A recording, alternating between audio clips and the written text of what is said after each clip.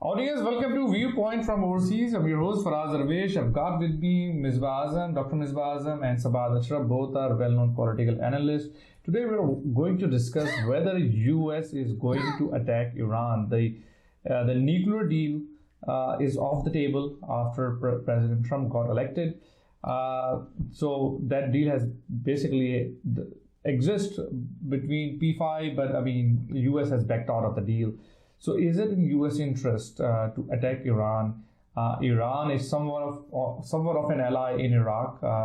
Iranian forces fought against ISIS, which is nothing secret. Everybody knows about this. So against ISIS and against Al Qaeda and against extremist group, Iran is US natural ally. However, things don't work as we see it. US wants to go and attack Iran, maybe because out of Saudi pressure, because Saudi wants to attack, wants Iran to be tightened up. So Misbah, let me take it over to you. This political dynamics in Middle East is very complex. 15 out of 17 hijackers of 9/11 were actually from Saudi Arabia. ISIS follows the same ideology that comes out of Saudi Arabia. Al Qaeda, Osama bin Laden was a Saudi citizen. But yet we want to go and attack Iran. The question becomes is, we're not saying we should attack Saudi Arabia, no, for sure not. But all the terrorist group US has been fighting, or the global terrorism revolves around an ideology that has been funded by Saudi Arabia. Now, but we want to go and attack Iran. Iran is being the natural ally of US in many senses, because Iran has been putting up fight against ISIS and Al Qaeda. So how do you see this whole political dynamics? Yeah, so first of all, when you say Iran is a natural ally, with all due respect, I disagree with you, because Iran and US are not natural ally, because Iran is, although they claim to be a democracy, but the way the system works over there is very different. So of course, Saudi is not a democracy either. No, I understand. So that's what I say. None of them are natural allies of each other. It is all a game of interest. Now, second thing is that there is Israel also, who consider Iran a threat for their existence, rightly or wrongly so, but that's what they consider, because Iran is the only country in the region which is not shattered like Iraq, which is not shattered like Afghanistan, who can give a fight, who can create troubles in the region. Mm-hmm. Then you already mentioned Saudi Arabia issue comes in picture. This Saudi Arabia is very interesting. Even when there was a Iraq war during President George W. Bush time, so March, when they wanted to attack, they delayed it for 4 days, and the news is, the reports are that the Saudi ambassador was very upset. He went back, he just called the White House and asked President, what is going on? Why you don't attack on Iraq? So Saudi Arabia even went against Iraq also.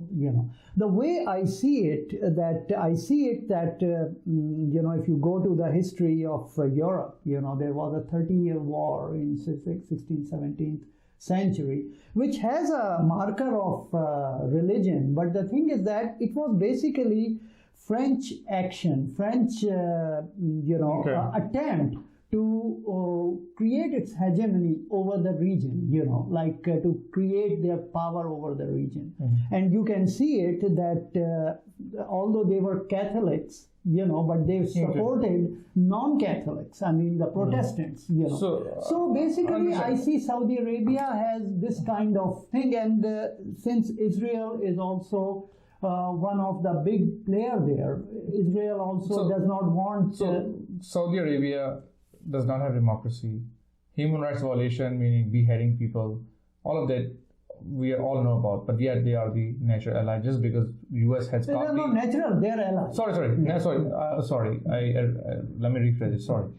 US and Saudi are allies because of the oil dependency on Saudi Arabia. Other than this, there is nothing common. Actually, the allies usually don't go by the commonality.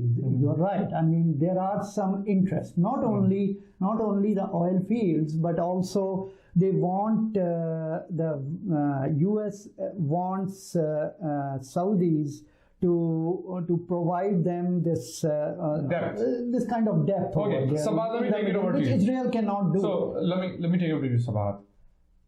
Is Iran a bigger threat to US, or ISIS and Al-Qaeda are a bigger threat to US, or the global peace?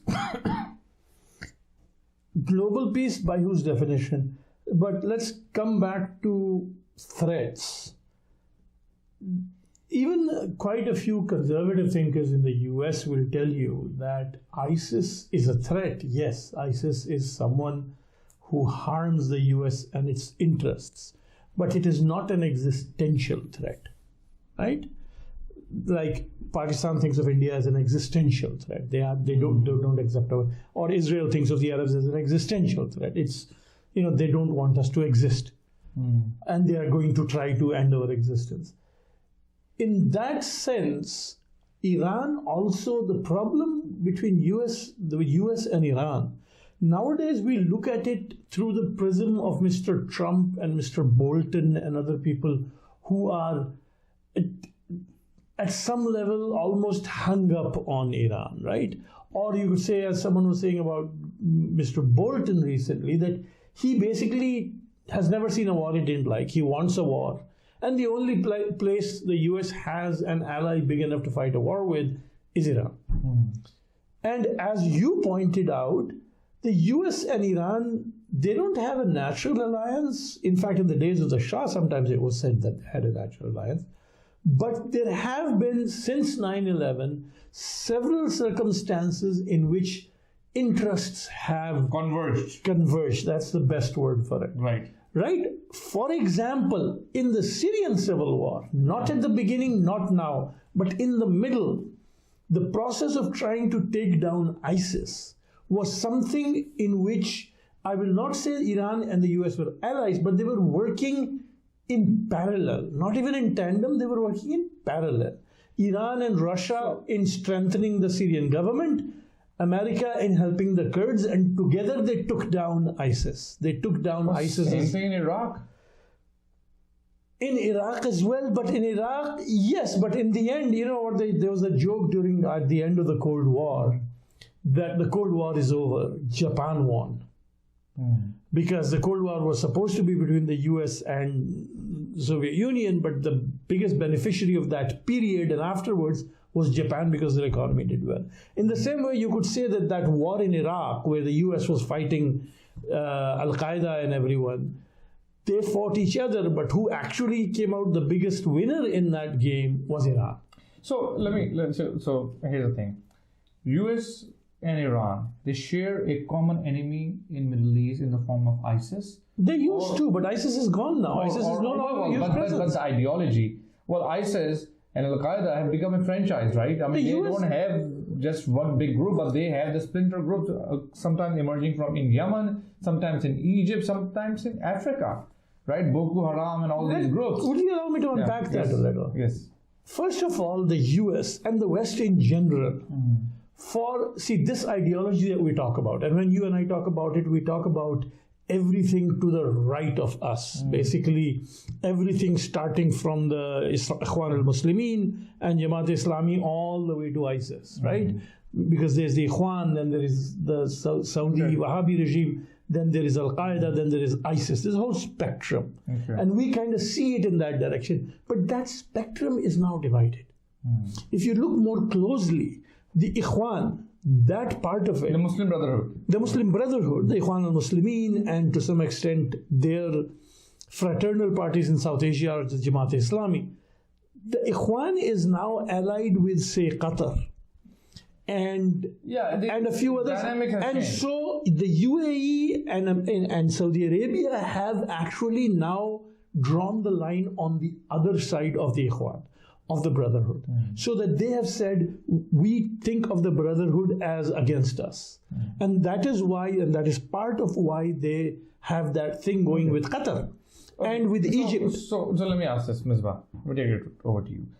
Can US and Iran be friends? With this regime, Which regime? Iranian regime, it's just not possible. Okay. Because see, the wounds are very deep, both sides.